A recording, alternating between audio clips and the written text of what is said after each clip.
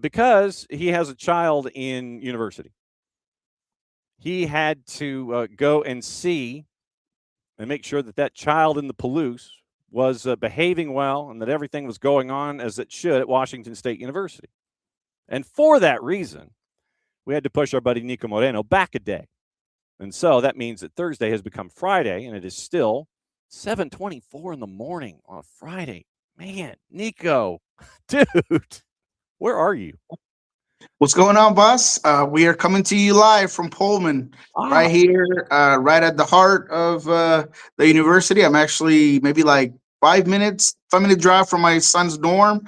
And yeah, we just came here to handle a couple of things. He's moving out of the dorms here coming up. So because of that, we had to come do a couple of things. We're meeting the girlfriend, which is interesting, and a new little thing there. So yeah, man, I'm excited to be out here. Oh, so the new wrinkle of the GF. We were not aware of this. Were you aware of this?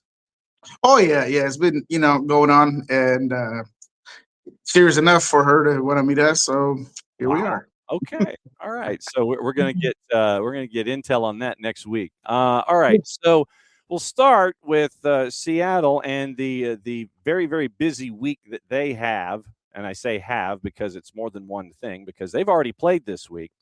And it was a match at the Estadio Universitario, leg 1 of 2 in the Triple C in the quarters. 2-0. Tigres gets the win over Seattle. Now that you've had a couple of days to think about it, what sticks in your head? Yeah, I'm still not as positive and as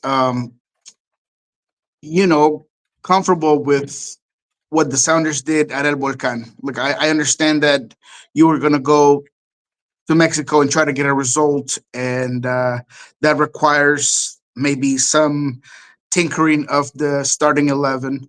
But when all the fans and the narrative continues to be, oh, Liga MX has all of this DP level talent and there's no salary cap, then why in the world are we leaving your most talented players on the bench in the first leg of a CONCACAF Champions League elimination round?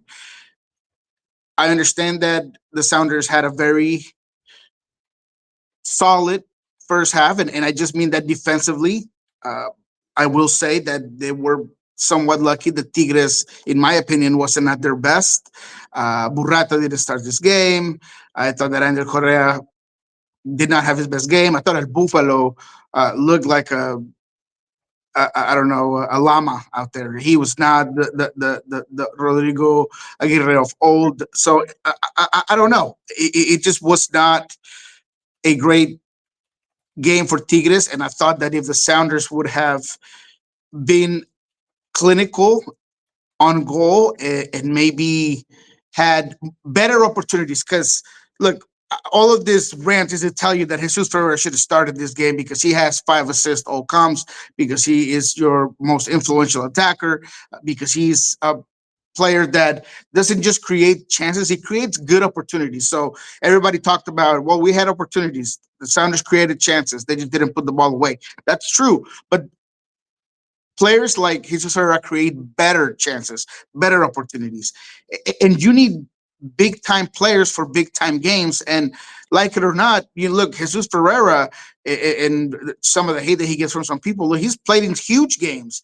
He's played CONCACAF. He's played in a World Cup. He is a guy that has that swag. He has that opportunity that you could fill out the jersey when it comes to a game of this nature. He knows what it's like to play in a rival stadium with all this pressure.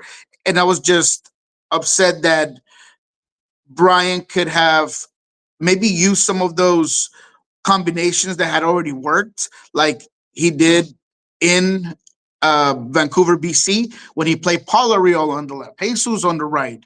If you wanted to stick with Albert, you keep him there. And maybe if you wanted to go with Jordan Morris, who did okay, but you could tell he's still not 100% quite yet, then fine, just do that. But having some of those other playmakers, having somebody that could unlock Jordan to better positions would have been ideal when you know that a goal on the road is going to serve you so well. It's going to give you a better advantage. He's going to sit you in the driving seat. We talk about LA Galaxy. At least they put two on the road, and even they're feeling like, well, at least we did something out there. The Sounders could have done that, in my opinion, and they just missed that opportunity. I'll also say that, look, if you're going to bring somebody off the bench, who's more proven off the bench than Paul Rothrock? Paul Rothrock, that's his thing. He comes in, he's a spark plug. You break the glass, you press the button, and there goes Paul Rothrock like a rocket from your bench.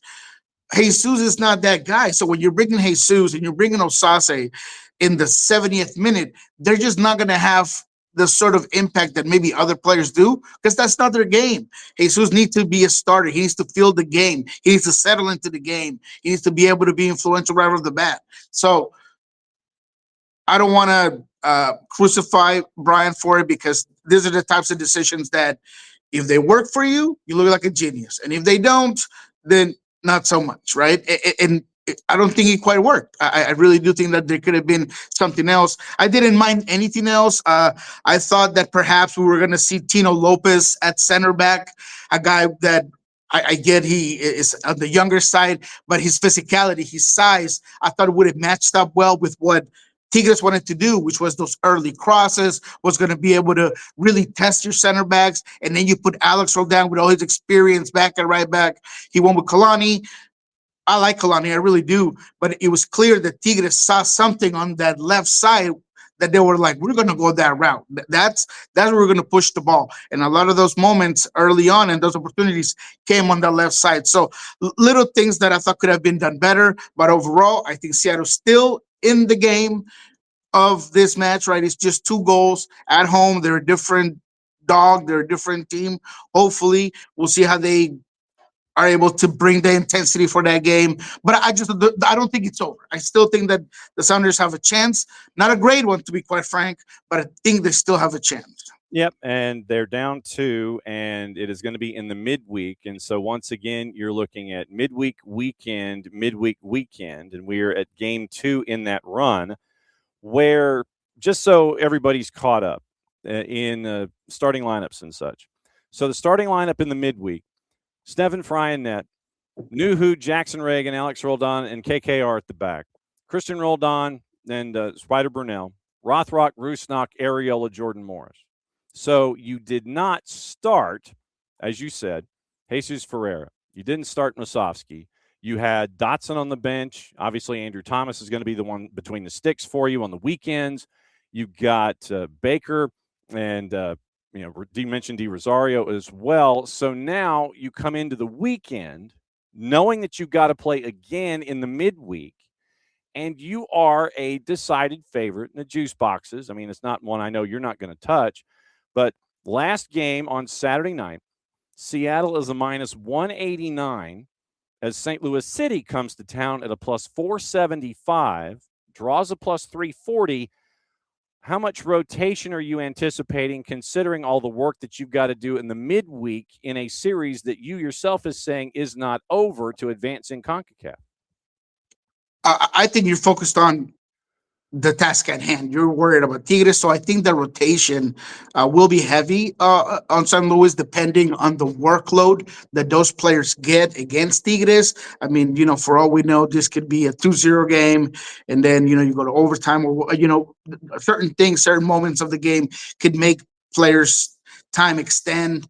There's also that wear and tear, right? Some games, if you're kind of just absorbing pressure the whole time, maybe certain players are able to have less wear and tear on their bodies because they're just kind of in their own end. So things can change, but I do feel like there's going to be a lot of rotation. Brian has been very good about rotating 14, 15 players this whole 2026. So I do think that we'll obviously see Tino Lopez. We might see a Kalani, a Cody Baker. Hassani Dotson is a guy that continues to want to get a little bit more playtime. So I'm sure that he's going to be one of those guys. You talked about Danny Mustovsky. I mean, maybe he starts on Wednesday. I mean, I don't know, because you're really going to need to try to decipher the puzzle and try to figure out what best 11 will get you goals right off the bat to really put this Tigres team under rest. So, is that Musovski with more of a direct play?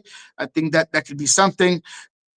I don't know if you want to completely knock the confidence of a Jordan Morris by sitting him down after you started him at El Volcan, which is also kind of funny, John. I mean, you could have started Morris maybe the game before just to get him a little bit of rust off, maybe play him 45, because your first game back as a starter at El Volcan, the tough task, man. That is like me putting you on, I don't know, ESPN Live or whatever network or you want to run on your first day. You know what I mean? It's something that I wasn't quite expecting to be so straightforward. But anyways, the rotation might be there. San Luis is a team that I still think is a pretty decent team. They like to play good soccer and they move the ball around well. So I know that the Sounders have been talking about staying in this shield race. Brian said we're not going to lose it. We're not going to win it, but we're not going to lose this shield race. So I'm sure that he's going to put a very good team together to beat San Luis at home. Plus, obviously, coming home in the grass, FIFA grass, is going to be interesting how that plays out. 20 minutes each for Di Rosario, Kingston, Ferreira. Dotson gave you 13 plus. Cody Baker gave you a cup of coffee. No Tino Lopez at all. Gave you no minutes in the week, in the midweek. None from Danny Masovsky. So keep an eye on that with your minutes going forward. When we look at the rest of CONCACAF from the midweek, it was LAFC putting the hammer down, and they made it look easy at points. You thought LAG was going to get blown out of the building at Toluca, and they put up a fight in the second half, so there's a fighting chance again when it comes to Carson. And then Nashville and Club America get into a staring contest, and everything's all to play for down in leg number 2. What did you think of the other 3 matchups? Obviously, LAFC is the one that it wasn't just about how good they played, but it just seemed, and we said this on our show, by the way, too, John, that prior game against Orlando City was going to unlock a big log that was holding up all the goals in the middle of this potential attack, and he really did. Danny Buanga got a hat trick the game before, and the team's feeling confident. They played Cruz Azul. I thought that they outplayed Cruz Azul the entire time. A good Cruz Azul team, by the way, top of the league, if I'm not mistaken, in Liga MX. A very talented squad, very well coached. So LAFC, to me, in the manner that they did it, they're getting that Son and Denny Buanga that everyone's been waiting for to return, do the same things they did last season. The midfield was so solid defensively. They just they cannot get scored on. I mean, it's such a good squad overall, top to bottom. So LAFC was impressive. Nashville, I still like. I mean, look, they did a job. They did a duty. 0-0. It works. I understand that it's not ideal.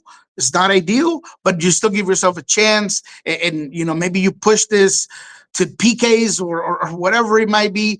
But it wasn't the most exciting team. But I look at America and it doesn't strike me fear. It's not the America of old that you would look at and be like, man, it's not about how they score, it's when they score. There's none of that here. So I think Nashville, with this new philosophy, with the ability to just hold play, and you just got to unlock Sam. You got to be able to put him in varying positions that you did in the first game, because I thought that he could have had better services in the box to make a bigger impact. And so if you can do that, I think Nashville can push through. But I thought that they did a solid job at just, if anything, we're going to hold that 0. If anything, we're going to give ourselves a chance to move on to the next game. Sometimes you get greedy and you want to be able to get that goal in the first game, and they didn't do that. They were able to just stay compact, stay together, stay composed. So I think that gives us a chance. LA Galaxy was, frankly, a good surprise. I did not expect them to punch back, to fight back the way they did. I thought they were going to get blown out because Toluca is just so good. But, hey, you know what? They get 2 back. We'll see what happens. The games that are coming up on Saturday. Obviously, LAG's a dog because they played in the midweek and they're having to travel to Austin. They're a plus 220. LAFC, no shock here. They're a favorite going to Portland at a minus 137. And Portland is a plus 340. I think this one could be over early, and then you'll see Marc Dos Santos kind of save folks and rotate them out to get ready for the second leg coming up in the midweek next week. You've got Charlotte and Nashville. We had Steve Cangelosi on to talk about that one. You've got Vancouver hosting NYC. You've got Dallas and St. Louis City, Sporting in San Jose. San Jose on the road. They're a minus side road favorite at Sporting, which tells you really where Sporting Kansas City is right now. Colorado, they're at home taking on Houston. Colorado is a favorite at home on the plus side. San Diego FC, they need a rebound bad. Minnesota might be that get right for them at a minus 143. And then Columbus hosting the Purple Team on Sunday night. Where is your brain gravitating when it comes to this weekend? I never miss a Portland LAFC game when it comes to the juice boxes. And my go-to is 3.5.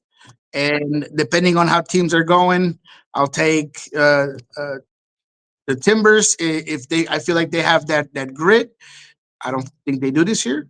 So I definitely go LAFC. But what's the goal composed there for that LAFC? 3.5 is plus 125. It actually turns minus to plus at 3.25. So you can get some plus side action at 3.5 at a plus 125. 4.5 is a plus 300. 4 is a plus 245. So I mean, literally, you get to 3.5 at a plus 125. That sounds like a safe play for me. I like that. I like that safe play. That 3.5 has played good for me in this matchup in the past. I think LAFC, regardless of, and you've seen it with Marc Dos Santos, if he's going to rotate, he's not going to rotate all that much. He knows the players he needs to keep on the field. Denny Buanga's a dog. He's going to want to play every single game. You got to protect him, but I think he's going to want to play every single time. So I do feel like this LAFC team and the 3.5 is a good bet. I like that for sure. The other one that I thought was interesting and is on the same aspect of goals as well is the Colorado Houston. Houston, man, I really like that team. And I like Ben Olsen. Same thing as I like some of the players in Colorado. Stylistically playing as well. They play good ball. They want to build out of the back. Those have been some fun games for Colorado this season. Maybe not the last one that was red car wedding type, but it honestly feels like this Houston Colorado game. I like the compos at the 3.5, and I think I like Colorado in that one.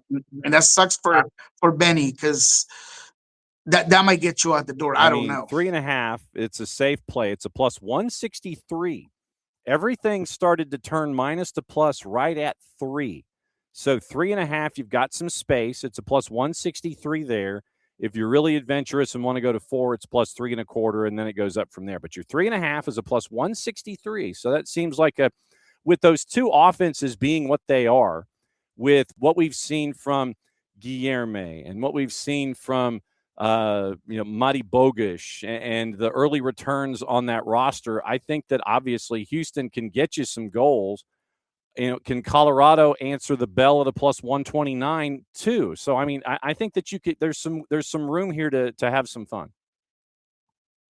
Yeah, this is a good one. This is one that we could even be. What's the draw like in this plus one as well? 240. That sounds fun to me. I like that, and the reason of that is because there's going to be goals. Like the 3.5 is almost locked in. In Colorado and Houston, they can really go at it. I thought Houston against the Sounders, that's probably the biggest thing that the Sounders did was just keeping that shutout because Guilherme was all over. I mean, you had a game plan and it was stop Guilherme, and you couldn't do it. Guilherme was a problem, right? And now his speed as well. He was shifting back and forth with Bogusz, which I like that Benny was doing, was kind of moving him around on the flanks, switching sides. You still need to see more out of that midfield in Houston. That's the biggest thing. You just don't see enough. And I understand that you're trying to figure out the lineup and figure out McGlynn, and you're bringing in Hector Herrera sometimes a little bit later than you would, and you're not starting him because he's older. Sure, there are some things there. Defensively, it's just let's see how many goals they can maybe not score on us. You're going to give up one. for sure, but maybe we don't have to give up two. I feel like Bond does a really good job. He's a good goalkeeper, but I feel like he's under duress all game long, man. But yeah, I think that's one that I'm looking at. I like the draw. I'll switch it to the draw, and I like the three and Okay, a so half. 240 on the draw and 3.5 on the plus side pretty easily. Yeah, when Griffin Dorsey got dealt from Houston to the purple team, Ben Olsen was not a happy man, and apparently had no say in the deal whatsoever. He was just kind of he was at the post trade press conference when they were asking him about Griffin Dorsey not being a part of plans. Ben Olsen was not a happy man. So, yeah. So I'm thinking that keeping an eye on Houston and the over on a rule this season is probably the way to go. Let me bring you east. Charlotte and Nashville, Saturday night, and it's 7:30 Eastern. Charlotte is a plus side favorite at a plus 150. That has changed even in this segment as you and I are talking. It has gone up a little bit to a plus 150. Nashville on the road is a plus 210. We know that Nashville's got some business, BIDNESS, to take care of in the midweek. And it's going to be a plus 229 on the draw. No Wilfred Zaha for Charlotte.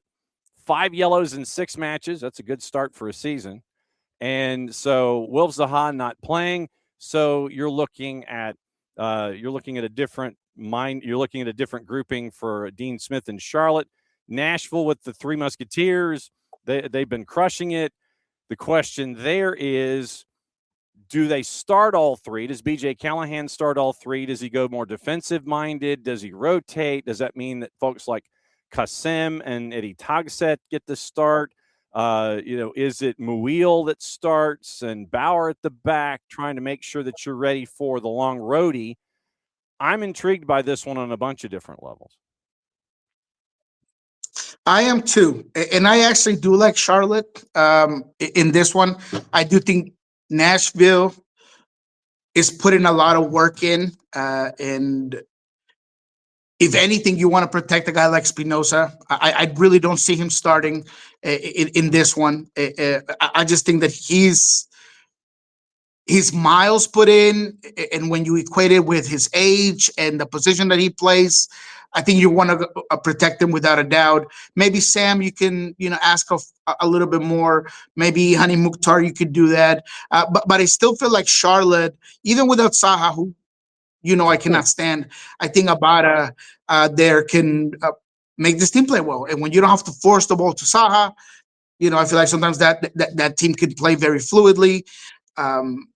That's a fun one. What's the draw on that plus one? 229. Yeah, you know what? The draw sounds good. Actually, the draw sounds good.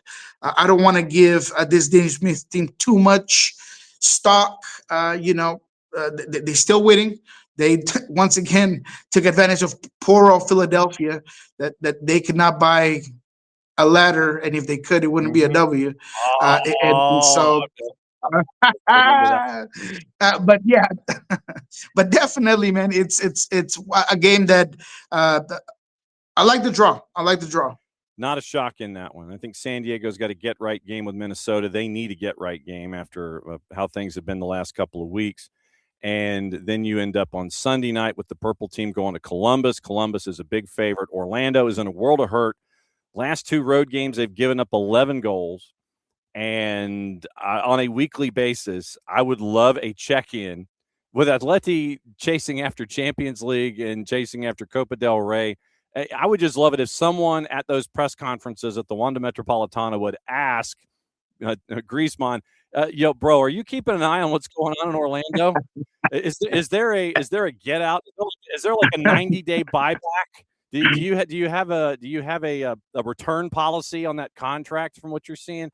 I mean, that's beyond ugly right now with the purple team. Yeah, I got one phrase to say to Griezmann, and he comes from a philosopher named Tyrese in Too Fast, Too Furious. Ejectocito, brother. Fly out. Get out, man. Get out of that business, man. It's I'm kidding. He's not gonna get out. But yeah, that is a difficult situation in Orlando. I mean, hopefully he enjoys, Disneyland or whatever, but Disney World, and that's gonna make it worth it. But yeah, look, I'm not enjoying it, but I do feel a nice little breeze when I see this team go down in flames, because I will die on the hill that thinking and lying to your fan base, scapegoating Oscar Pereja the way that you did, just basically saying you're the problem, this is going to make us better, sounded ludicrous, sounded unfair. I thought that if anything, you would have given him till the transfer window in the summer, but you didn't.